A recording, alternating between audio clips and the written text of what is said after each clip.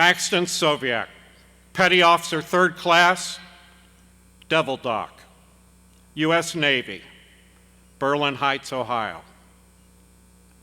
At this time, I'd like to introduce Maxton's father, Kip.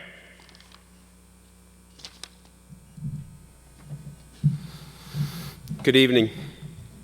Valerie and I spoke of this week. That's how late we were in deciding we were coming to this. I had decided earlier that I really wanted to come to this because it had a lot of meaning to me with the carving, but it took us up to this week to finally decide, yes, we're going to do this. When we talked on the phone, she said, we'd like you to say something about Max. And I said, yeah, okay. And she said, but we want to know about Max. That's what we're here to hear, is who was Max. So you're going to hear who Max was to us. Most of you don't know this Max. Most of you know the Max that was killed at Abbey, and that's about all you guys know. But I want to thank you for inviting my wife and me to this event. My wife Rachel and I raised Max. He was the Navy corpsman that was killed on August 26, 2021 at Abbey Gate in Kabul, along with 12 other servicemen and women. Max was born February 22nd, 1999, at night during a severe thunderstorm with tornado warnings in the area. We feel this was a significant sign of how his life would go. When he was born, we named him Maxton, and I said how awesome it would be if his nickname was Maximum, and I would put it on the back of all of his jerseys. Although it never caught on as his nickname, because Max, implied with an exclamation point, was much more appropriate, he seemed to take the word and make it his personal mantra. When he was 4 years old, we thought something must be wrong. He was just too much all the time. We had him tested, and a specialist told us he's fine, he's a boy, maybe a little ADHD. How about some medication? My wife said, nope, we'll manage. Max's spirit superhero was Batman, from the age of 4 until the very end.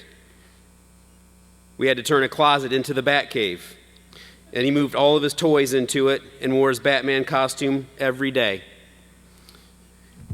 He showed decisiveness and determination at a young age.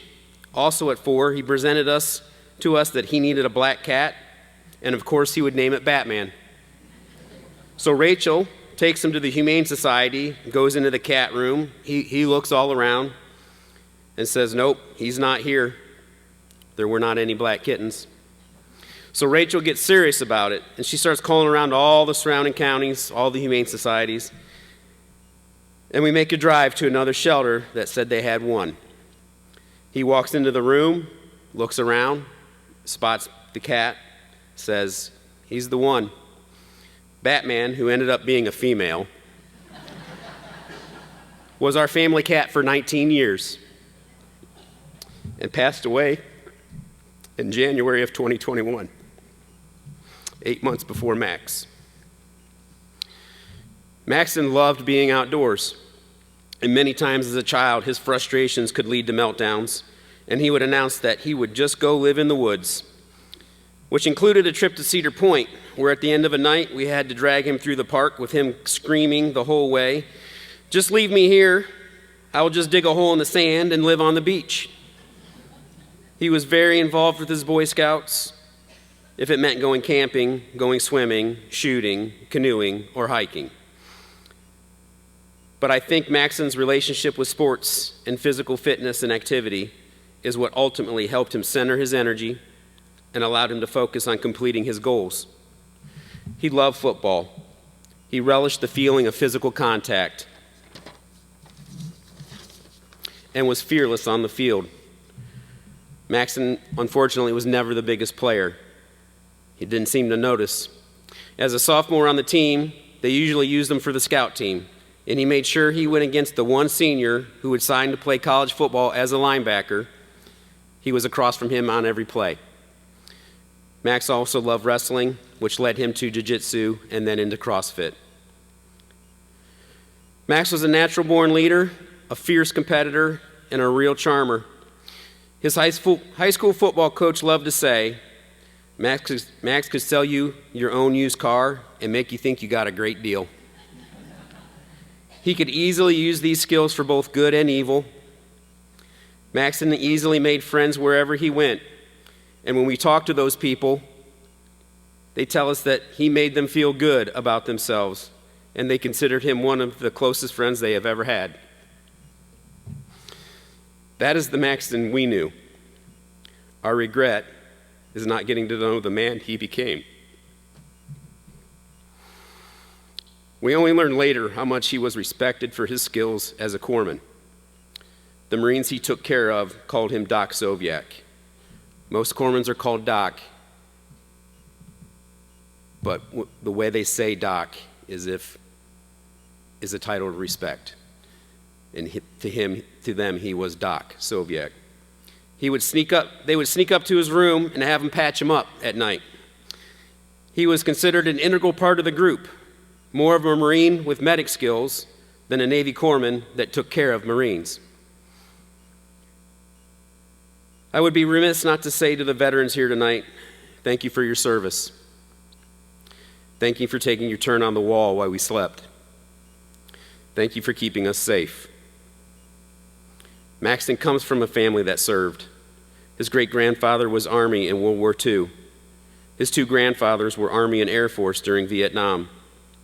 An aunt and an uncle both served in the Air Force, and he currently has a cousin in the Air Force. One last note before I go. I was particularly drawn to attending tonight because of the fact that my grandfather, Bill Soviak, Max's great-grandfather, who was wounded several times in World War II, went on to become a master woodcarver. During the winter on the fruit farm, when things were slow, he'd pull out all of his tools and tables and set up in the living room, and he would turn out amazing works of art. Then we would spend a Saturday or a Sunday every month going to carving conventions around Ohio and looking at all the other pieces that these artists were able to create.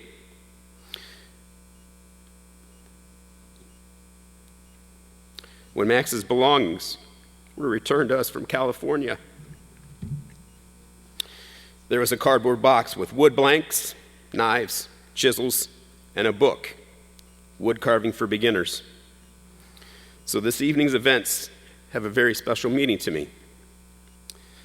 Thank you for allowing me to keep Maxton's name alive, and have a good night.